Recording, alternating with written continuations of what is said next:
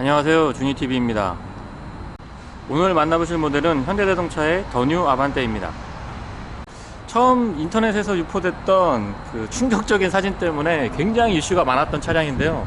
개인적으로 실제로 보니까 이쁘다라는 표현이 좀 식상할 수도 있지만 한번 실제로 보시면 저는 디자인이 그렇게 나쁘지 않다라고 생각을 합니다. 헤드램프가 삼각 하다고 해서 삼각반대라는 별명이 붙기도 했는데요. 지금 보시면 라디에이터 그릴을 헤드램프가 침범하고 있습니다. 하지만 안쪽으로 헤드램프의 디테일을 보시면 라디에이터 그릴의 이 라인을 그대로 이어가고 있으면서 살짝 침범한 그런 모습을 보여주고 있어서 전체적인 디자인 완성도는 저는 나쁘지 않다라고 보여지고 있습니다. 지금 시승하고 있는 모델은 풀옵션 모델이다 보니까 LED 헤드램프가 적용이 되어 있고요. 안개등도 보통 이 사이드 시그널이 들어가게 되는데 이 자리에도 역시 삼각형을 띄고 있습니다. 범퍼 끝쪽으로는 뒤쪽에 공기의 흐름을 유연하게 해주면서 브레이크 냉각까지도 시도할 수 있는 이런 포인트들도 잘 갖추고 있어서 무조건 보니까 괜찮다, 이거 타봐라, 막 이런 의미보다는 한번 객관적으로 평가를 해봐야 되지 않나 라고 생각이 들기도 하네요. 더 뉴 아반떼는 스마트 스트림이라고 하는 기존의 GDI 엔진을 버리고 MPI 엔진과 CVT 미션의 조합이 적용되고 있습니다. 최고 출력은 123마력, 토크는 15.7입니다. 전장은 4620mm, 휠베이스는 2700mm입니다. 풀체인지가 아니고 파워트레인이 바뀌었기 때문에 풀체인지에 가까운 페이스리프트 모델이다 보니까 기존의 차체 사이즈는 유지하고 있습니다. 다만 디자인이 조금 변경이 되면서 전장이 구형 대비 조금 늘어난 부분이 포인트라고 할 수 있겠네요. 굉장히 멋스러운 휠이 적용이 되어 있고요. 타이어 사이즈는 25, 45, 17인치가 적용이 되고요.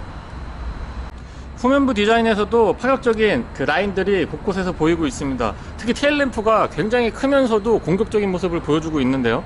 저는 언뜻 소나타 뉴라이즈의 디자인이 떠오르기도 합니다. 보통은 이쪽에 립 스포일러를 적용을 하기도 하는데 트렁크 리드를 얇게 뽑아 올려서 굳이 립 스포일러가 필요 없을 정도로 굉장히 잘 만들어진 트렁크 디테일을 보여주고 있습니다.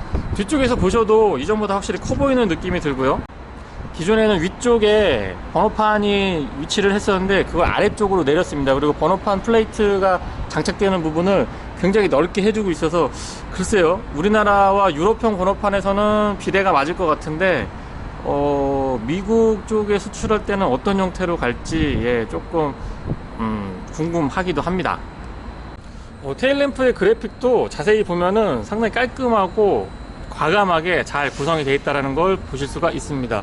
좀 특이한 점은 후방 카메라가 트렁크 리드 위쪽에 이쪽에 자리 잡고 있고요. 소나타부터 시도를 하고 있는데 요 현대마크 위쪽을 누르게 되면 히든 타입으로 버튼이 준비가 되어 있습니다. 트렁크 공간은 동급에서 거의 최강이 아닐까라는 생각이 듭니다.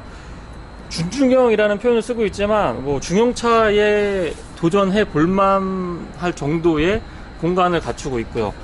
바닥 부분에는 펑크 수리 킷을 갖추고 있고 별도의 수납함이 있어서 보관을 위아래쪽 같이 다 꼼꼼하게 잘 갖추고 있습니다. 요런 내장재 같은 경우는 조금 보완을 해줘도 나쁘지 않겠다 싶은 생각이 들기도 하고요. 안쪽의 내장은 딱 요 등급에 맞는 형태를 띠고 있습니다. 시트백이 폴딩이 되기 때문에 이 공간 앞으로도 넓게 사용할 수 있다는 점은 장점으로 작용할 수 있을 것 같고요. 그리고 이 안쪽에 손잡이가 있어서 이걸 이렇게 잡아당기면 트렁크가 닫히는 그런 형태를 띠고 있습니다. 아반떼 실내를 살펴보도록 하겠습니다. 스마트 키는 현대자동차의 다른 차량들과 쉐어를 하는 모양이고요. 특별한 게 아반떼에 맞춰져 있지는 않습니다.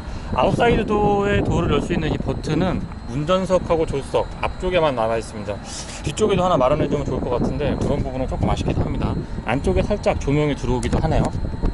열어보면 아반떼 실내 공간은 동급에서 거의 최고 수준이라고 할 정도로 굉장히 넓고 안락한 느낌을 잘 전달을 해주고 있습니다. 현대자동차가 전륜구동 차량을 만들면서 실내를 뽑는 실내 공간을 뽑는 능력만큼은 정말 칭찬을 해주고 인정해주고 싶습니다. 윈도우 컨트롤은 운전석만 오토로 작동이 됩니다. 나머지 컨트롤들은 기존의 현대자동차랑 같은 형태를 띠고 있고요. 조금 호사스러운 옵션이긴 합니다만은 IMS가 적용이 됩니다. 그 시트 메모리를 할 수 있고요. 2개까지 가능합니다. 물론 이지 액세스 기능도 갖추고 있어서 차량을 탑승을 할 때 시트가 살짝 뒤로 물러나는 그런 기능까지도 갖추고 있습니다. 물론 옵션으로 선택을 할 수가 있고요.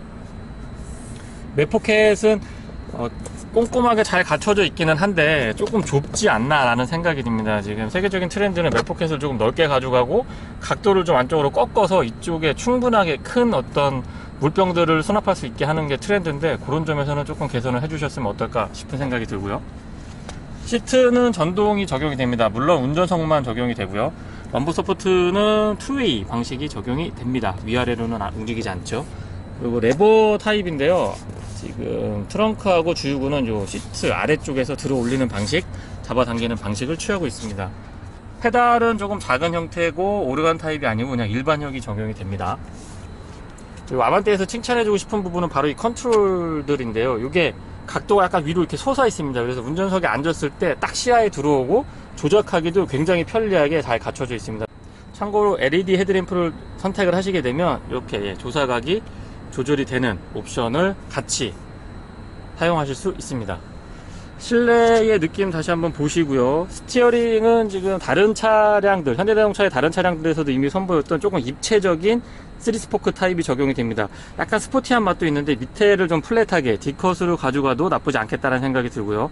추후에 아마 기아 K3의 GT 모델이 나온 것처럼 아반떼도 스포츠 모델이 나올 걸로 저는 예상을 하는데, 그때 한번 다시 기대를 해 보도록 하죠.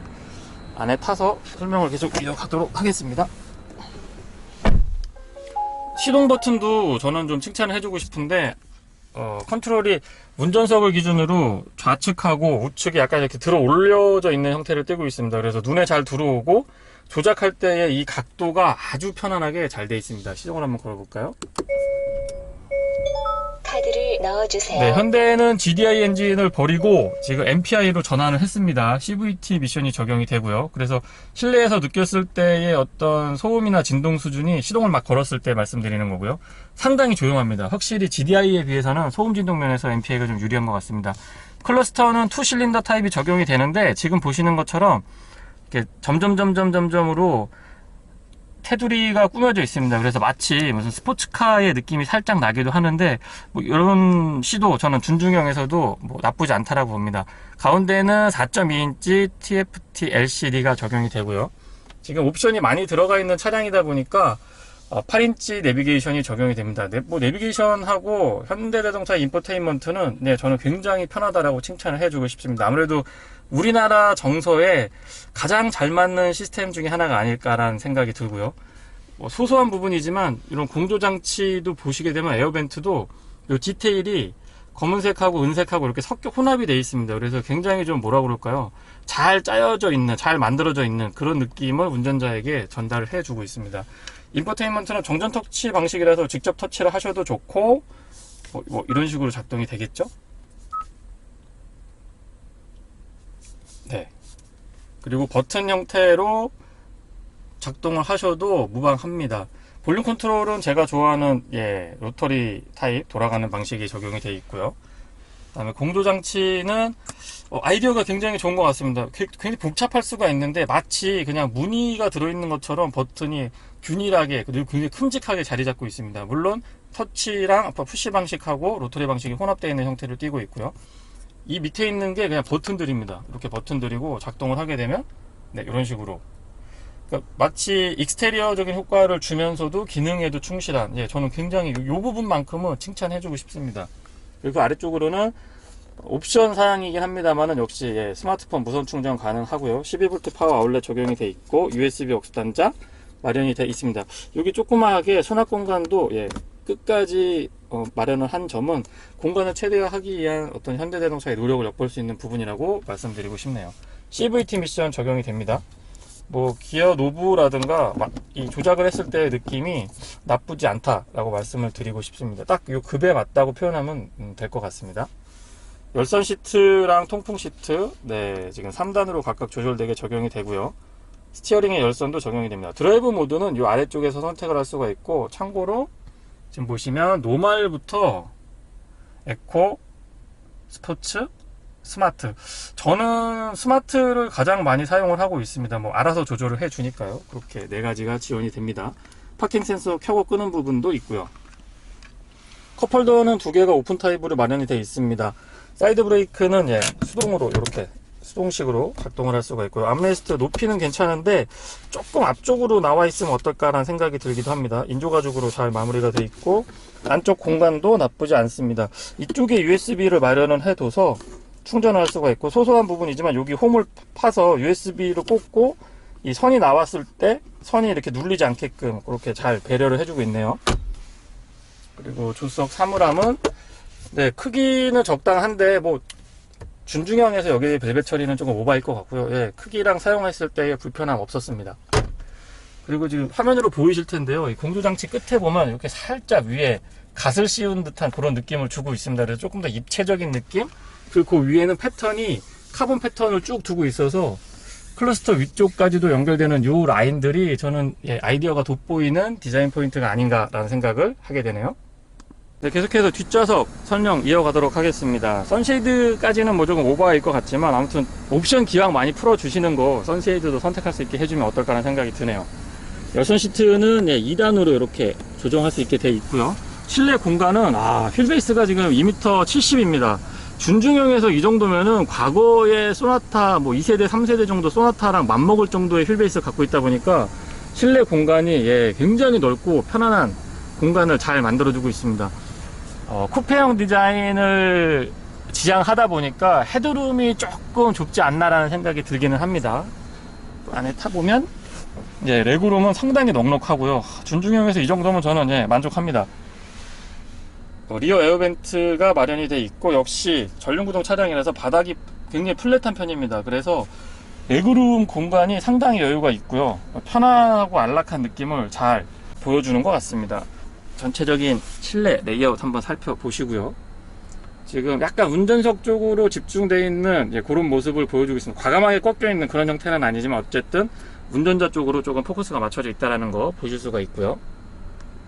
더 뉴 아반떼를 시승하고 있습니다. 지금 1.6 스마트 스트림, 1.6 가솔린 모델을 시승을 하고 있고요. 제가 지금 타고 있는 모델은 프리미엄 모델로 차량 가격이 2,241만원으로 알고 있습니다. 무엇보다도 궁금할 게 아마 연비가 아닐까 싶은데요. 메이커 측에서는 도심 주행 연비를 12.1 정도로 발표를 하고 있습니다. 근데 지금 저는 100% 시내 주행이고요. 그리고 가다서다를 반복하고 출퇴근 시간만 운행했을 때의 연비를 말씀드려 보겠습니다. 9.2, 10km가 조금 안 나오는 연비가 기록이 되고 있는데요. 이 정도면은 글쎄요, 뭐 준중형에서 나쁜 연비는 아니다라고 생각이 됩니다. 굉장히 가장 안 좋은 조건에서 연비는 10km가 조금 안 돼서 그래도 뭐 CVT 미션이고 한데 10km는 나오지 않을까라는 생각을 했는데 아쉽게도 9.2 정도 측정이 되고 있습니다. 한 가지 GDI 엔진, 기존의 아반떼 파워트레인에 비해서 확실하게 달라진 점이 바로 소음하고 진동을 말씀드리고 싶습니다. MPI 엔진이 특성상 연료 분사의 특성상 GDI보다 확실히 조용하고 진동도 유리한 거는 분명한 사실인데요. 거기에다가 CVT 미션이 매칭돼서 그런지 상당히 조용하고 부드럽습니다. 그래서 보다 더 시내 주행에 적합한 파워트레인이 아닌가라는 생각이 들고요.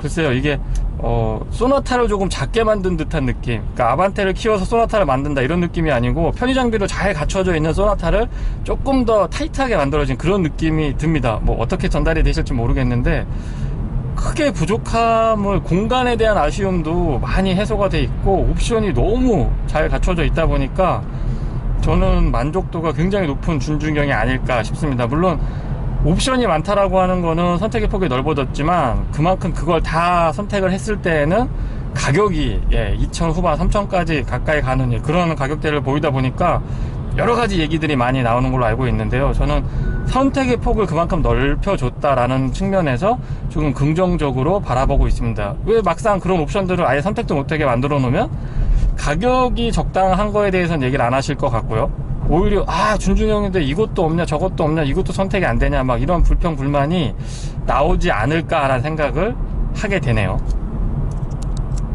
개인적으로는 차선 이탈 방지가 적용이 되어 있는데 너무 얘가 적극적으로 개입을 해주고 있어서 저는 요거는 예, 개인적으로 제 성향에는 조금 맞지 않는 것 같습니다. 그래서 옵션으로 비싼 값을 주고 선택을 했는데 제가 만약에 아반떼 이 옵션을 선택을 하게 된다면 선택을 안 하거나 아니면 하면은 꺼두고 다닐 것 같은 생각이 좀 들기도 합니다. 아무튼 저한테는 요거는 조금 안 맞는 것 같습니다. 그리고 지금 브레이크를 조금 강하게 한번 밟아보면 초반부터 담력도 괜찮고요. 뒤가 많이 안 들리면서 이렇게 전체적으로 차가 가라앉는 듯한 느낌을 예전보다는 확실하게 개선된 느낌을 보여줍니다. 가장 안 좋은 조건에서는 제가 9.2까지 연비를 말씀드렸는데 지금 통상적으로 그냥 낮 시간 아니면 뭐 적절하게 오전 오후로 섞어서 일반적인 도심 주행이라고 그러면 10.95에서 11.2까지 연비가 기록이 됩니다. 복합 연비로 얘기를 하고 있는 연비와 뭐 거의 유사한 수준까지 지금 기록이 되고 있는 것 같습니다. 적어도 도심 주행에서는 그렇고요. 그리고 계속 타면서 느끼지만 맥퍼슨 스트럭과 뒤쪽의 토션빔의 조합인데도 불구하고 휠베이스도 길고 그리고 뭐 전체적인 셰시 강성도 많이 좋아졌기 때문에 승차감도 그렇게 부담 가지 않고 편안한 느낌, 익숙한 편안한 느낌을 잘 전달을 해주는 것 같네요. 시내 주행에서도 재미가 있었지만 고속도로에서도 한번 달려보도록 하겠습니다. 참고로 가장 지금 많은 분들이 우려하는 부분이 바로 CVT 미션이 아닐까 싶은데요. 시내 주행에서는 오히려 저는 조용하고 부드러운 변속감이 굉장히 마음에 들었던 것 같습니다. 거기에다가 GDI 엔진을 버리고 MPI로 돌아섰기 때문에 엔진도 조금 더 조용한 느낌? 좀 더 소프트하게 작동하는 그런 느낌들이 CVT 미션하고 매칭이 상당히 괜찮았던 걸로 느껴지고 있고요. 지금 고속도로에 와서도 글쎄요, 맥퍼슨 스트럿하고 토션빔으로 이 정도 승차감을 구현할 수 있다는 거는 저는 현대자동차를 인정해주고 칭찬을 해주고 싶은 부분입니다. 보통 뒤쪽이 토션빔이 적용이 되면 차가 많이 튈 수밖에 없는데 제가 운전을 하지 않고 뒤쪽에서 운행하는 차를 타봐도 그렇게까지 튄다라는 느낌은 많이 받지 못했습니다. 그것도 아마 오랜 동안 지금 현대자동차가 몇십 년 동안 축적된 노하우 덕분에 이런 셋업을 할 수 있지 않나 싶습니다. 지금 이런 얘기를 할 때도 제가 조심스러운 부분은 수입차를 리뷰할 때보다 아무래도 관심들도 많고요. 또 그분들이 막 이렇게 모셔가지고 이상한 덕분을 많이 달아주시기도 하는데 어쨌든 뭐 잘하고 있는 건 잘하고 있는 거고 부족한 부분은 부족하다라고 얘기하는 게 저는 매번 리뷰할 때마다 말씀을 드리지만 그게 맞는 것 같습니다. 지금 80km 정도로 80에서 100 정도 제가 주행을 해보고 있는데 소음하고 진동 수준은 동급에서 조금 우월한 정도? 막 시끄럽거나 막 조용하거나 그런 건 아니고요. 하지만 구형 모델에 비해서는 확실히 엔진 쪽에서 그 GDI 특유의 거친 느낌, 뭐 소음이나 진동 쪽에서 좀 거친 느낌이 사라지다 보니까 확실히 좀 정숙해진 느낌을 받을 수가 있네요. 지금 스마트 크루즈 컨트롤을 작동을 해놨고요. 저는 100km로 세팅을 하고 있습니다. 내비게이션하고 연동이 되어 있기 때문에 어떤 단속 구간에서 차가 더 먼저 적극적으로 반응하는 모습들은 분명히 안전운전에 도움이 되는 것 같고요.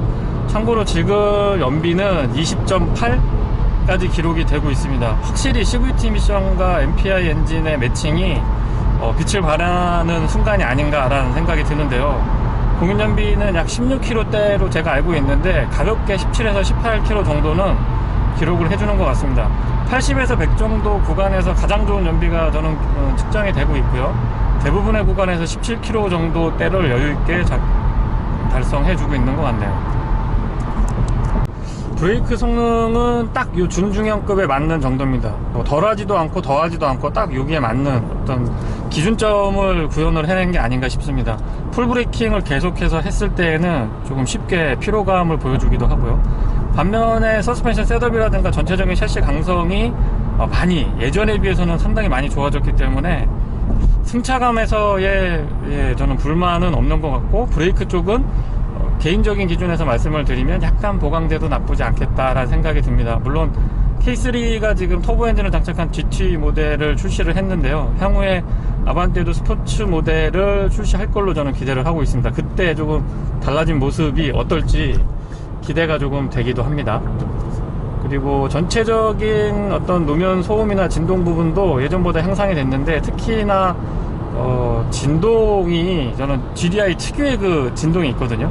별로 기분 좋지 않은 그 진동이 사라져서 이 부분은 분명히 칭찬을 해주고 싶습니다. 그리고 CVT 미션이라고 하지만 각 단계마다의 어떤 변화 폭을 마치 그냥 일반 미션을 경험하는 것과 같은 그런 느낌이 들 정도의 체결감을 보여주기 때문에 이거를 잘 모르시는 분들한테 굳이 설명을 하지 않으면 CVT인 거를 모를 수도 있겠다라는 생각이 듭니다. 보통 CVT 미션이라고 그러면 킥다운을 했을 때 우웅 하고 소리가 나고 차가 못 쫓아가는, 미션이 반응을 해주지 못하는 그런 형태를 과거에는 보여줬었는데, 지금 더 뉴 아반떼 현 모델에 와서는 그런 부분에서는 확실하게 좀 달라지지 않았나 라는 생각이 들기도 합니다.